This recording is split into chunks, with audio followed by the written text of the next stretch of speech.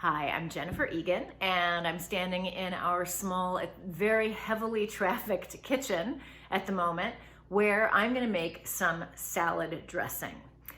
I have a lot of thoughts about salad dressing. I love salads, and as any salad lover knows, a salad is only as good as the dressing. It is really the thing that kind of brings it all together and makes it happen.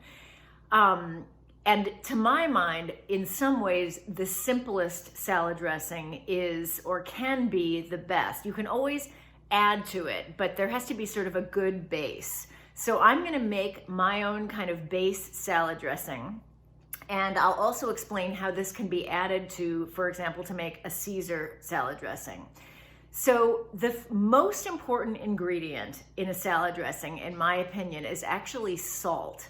A lot of salad dressings are undersalted, and really what a salad dressing is doing is sort of coating the ingredients of the salad and bringing out their flavors, and salt is something that really does that. I'm kind of a salt freak, so for those of you who don't like salt, this may not be your ideal salad dressing. I don't have a lot of ingredients here. I have olive oil, salt, red wine vinegar, a Dijon mustard, some seasoned gourmet rice vinegar, which I find to be very helpful to just take the vinegary edge off of a salad dressing, and half a lemon.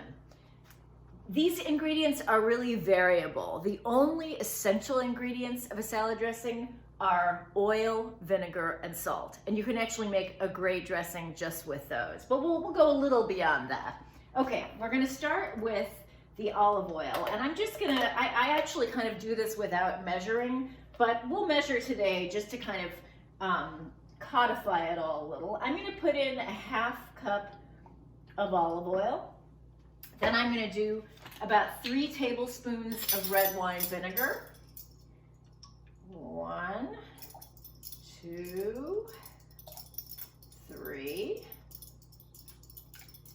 Then I'm gonna put in a teaspoon and a half of salt. That might seem kind of incredible. I mean, this is not a lot of dressing, but I mean it about salt. It is amazing in its ability to sort of bring everything else to life. So there's 1 teaspoon, and there's a half. Okay, next, I'm gonna take a little bit of Dijon mustard, not a lot. And the purpose of the Dijon mustard is really just to help bind everything together. It gives a little kind of zing of flavor, but it's a great binding agent. Okay, next I'm gonna juice half a lemon, but you could also use a whole lemon. This lemon is actually a little funky looking because I used it for zest recently. We'll see. All right, so we're gonna pour that in. And finally, we're going to put a little splash of this seasoned rice vinegar in. Now, one thing that I dislike about a lot of the salad dressing I encounter is that it's too sweet. I do not like balsamic vinegar in salad dressing, for example. To me, it just sort of candies the salad. So this is a pretty tart salad dressing. And again, you know, to each their own, but this is the way I like it. Take a whisk, stir it all up, and of course, a lot of this just comes down to tasting it, which I used to do by just sticking my finger into the salad dressing, but no more. We've all learned a little bit about that. So I'm gonna take a tiny little spoon and give it a try.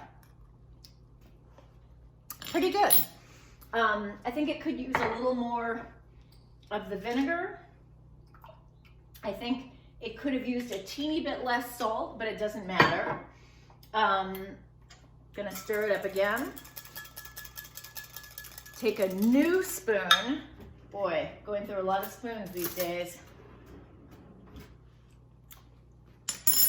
That's pretty good. All right, what you could add. You can add Worcestershire sauce. You can add smashed anchovies. You can add Parmesan cheese. You can add garlic, of course, any kinds of herbs. But this is just a kind of, honestly, you could pour this on a salad and it would be good. The base that I've just made is also the beginning of a very good Caesar salad dressing. I have a recipe here that I'm gonna hold up. It's not in excellent visual shape, but hopefully you can read it. So it too begins with half a cup of olive oil, 3 tablespoons of red wine vinegar, and a teaspoon and a half of salt. And then it just builds on that, including ingredients like Parmesan cheese, Worcestershire sauce. It does not use Dijon mustard, it uses dry mustard instead.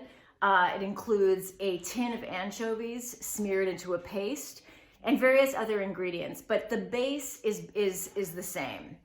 Enjoy, eat lots of salad. We're all trying not to gain the COVID-19, and take care.